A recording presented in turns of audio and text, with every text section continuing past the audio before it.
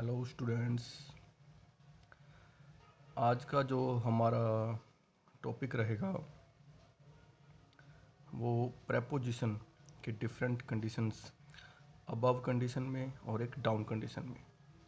तो there are different kinds of prepositions which are above, over, up, on, below, under and down, and these are the just opposite. Over is just opposite to under and above is just opposite to below. And on, it starts from uh, on is that kind of preposition which is used in condition of the surface touching. यानी कि जो कोई अगर क्या नाम है, कोई भी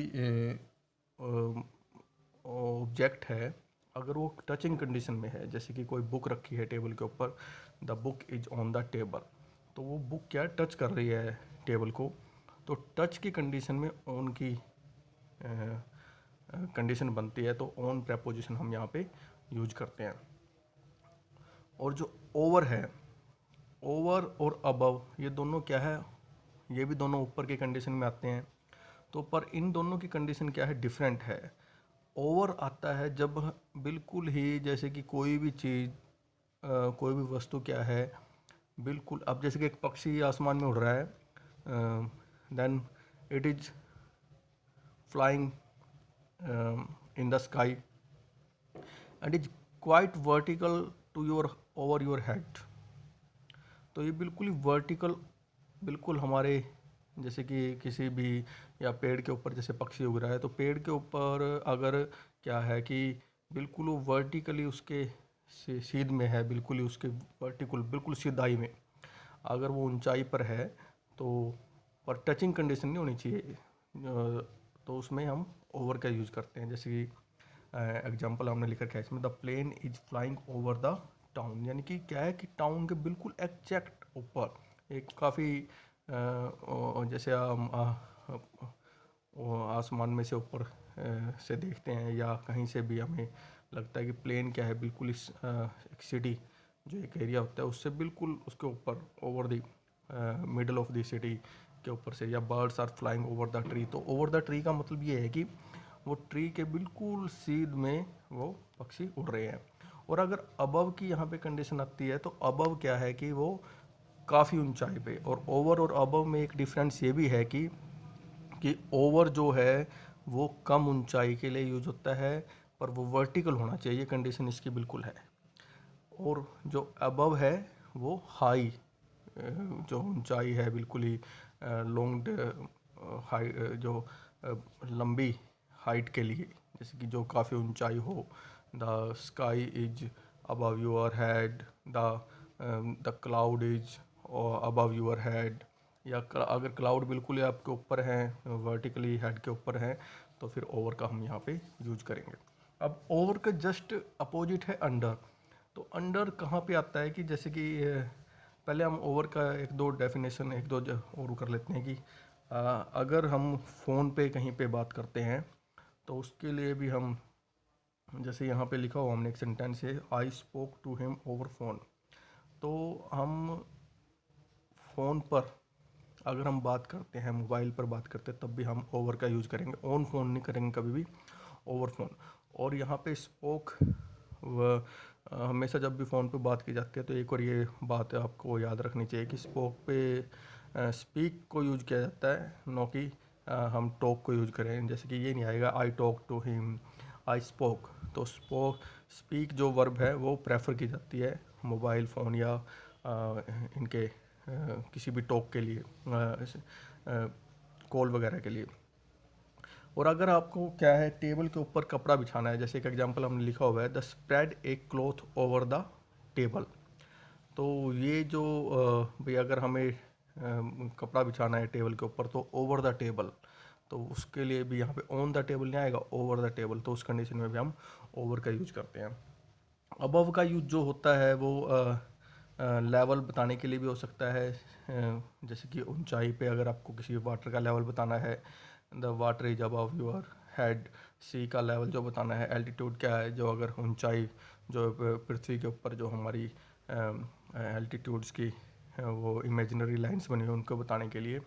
ऐसे बिलो का भी जस्ट यूज हम लेवल ऑफ टेम्परेचर जो डाउन के लिए हम सी और एल्टीट्यूड के लिए हम यूज करते हैं। बिलो के नीचे आप देखिए इसमें लिखा हुआ है।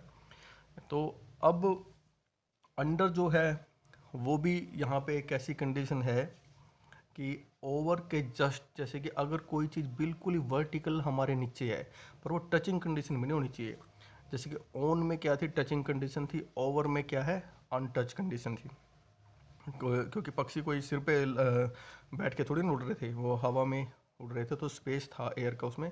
ऐसे अंडर के अंदर भी क्या है कि नीचे स्पेस होना चाहिए।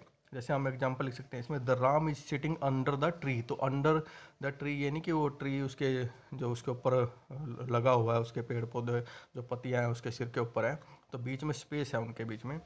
तो जब हम स्पेस की बात करते हैं और नीचे बिल्कुल वर्टिकल नीचे हो, तब हम अंडर होगा वहाँ पे। और बिलो वही अबव वाला कंडीशन है कि जब हम नीचे बात करते हैं पर वर्टिकुलर चीज़ ना हो, जैसे कि कोई भी the snake is below below the building.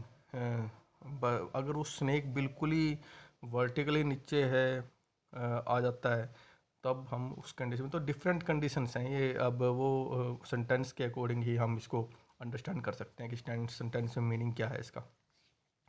अब यहाँ पे हमें अंडर का एक और यूज है इसके अंदर। जैसे कि अंडर हम किसी भी लेयर्स, अगर हमें अंदर की लेयर बतानी है, जैसे एक सेंटेंस है, जैसे I have A T shirt under my jacket.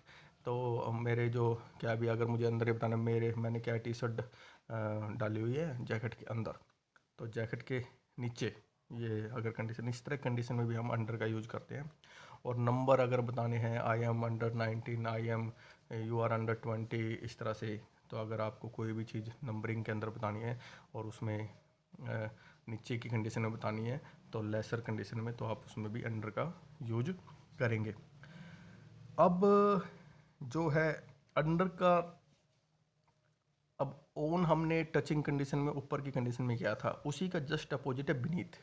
तो बिनीथ और अंडरनीथ ये दो आपके प्रेपोजिशन बड़े थोड़ा सा इनमें कुछ लोग कहते हैं, कुछ ग्रामर जो ग्रामरियन है वो कहते हैं कि ये दोनों एक हैं, परंतु इनमें थोड़ा सा एक लिटिल डिफरेंस ये है कि बिनीथ एक टचिंग कंडीशन में आता है। जैसे कि the floor is wet beneath my feet, तो वो क्या है, टचिंग कंडीशन। जैसे कि वो बिल्कुल ही मेरे पैरों के नीचे जो है वो गीला है फर्श, तो उसमें हम बीनीथ का यूज हम कर सकते हैं इसके अंदर। और जो यहाँ पर है, क्या नाम है,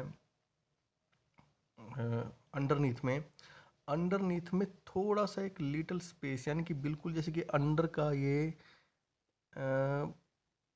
अतिशयोक्ति, जैसे कि आपने अलंकार सुना होगा, बिल्कुल ही ज़्यादा। जैसे कि अगर सोफे के नीचे क्या है आपकी बॉल चली जाए, तो हमें अगर बोलना हो the ball is under the sofa, तो वहाँ पे अंडर द सोफ़ा की बजाय हम अंडरनीथ द सोफ़ा हम उसमें यूज़ कर सकते हैं। अंडरनीथ, जैसे letter is underneath the book, the mobile is beneath the pillow.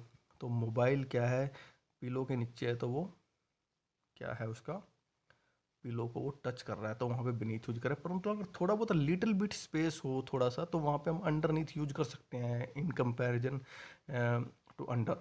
तो ये एक अंडर नीथ और बीनीथ का दोनों टचिंग कंडीशन में हम बीनीथ का यूज करेंगे according to my research, and the underneath हम जो है we have to use for little space and for maximum space for in condition of sofa, in condition of bed, we have to use the underneath. The mobile is underneath my bed, the ball is underneath the sofa.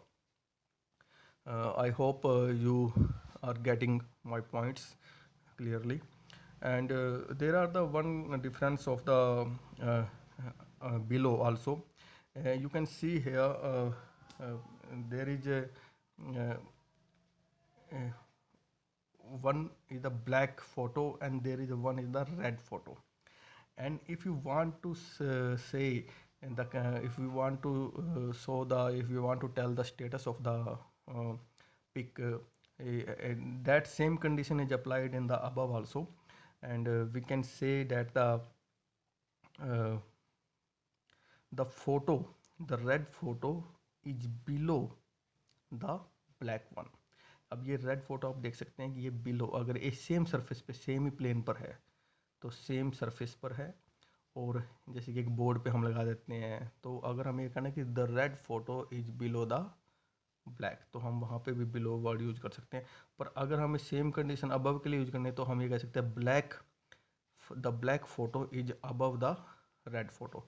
तो अगर same plane में हमें बात करनी है, जैसे कि एक ही उसमें, तब हम क्या है कि उस समय भी हमें बिलो या अबव का अकॉर्डिंग टू यूज हमें इसमें इस्तेमाल करना होगा, यूज करना होगा।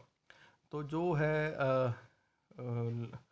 वर्टिकल हाइट के लिए आप ओवर एंड अंडर, और जो है कि अगर टचिंग कंडीशन में हम उनका यूज करेंगे, तो ये जो आपकी प्रेपोजिशन हमने बिल्कुल ही इसमें, बल्कि एक थोड़ा सा अगर आप अंडरस्टैंड करके चलेंगे, तो इसमें कोई इसमें ज़्यादा डिफ़िकल्ट लॉजिक, थोड़ा सा लॉजिक है कि अगर थोड़ा सा लॉजिक लगा कर आप करोगे तो ये अच्छी तरह से समझी जा सकती है। तो आज के लिए हम ये टॉपिक यहीं पे ख़त्म करते हैं, और आप लोग सभी चैनल मेरा सब्सक्राइब कर सकते हैं, और अगर आपको अच्छा लगा ये चैनल, तो please like it, and thanks a lot, bye.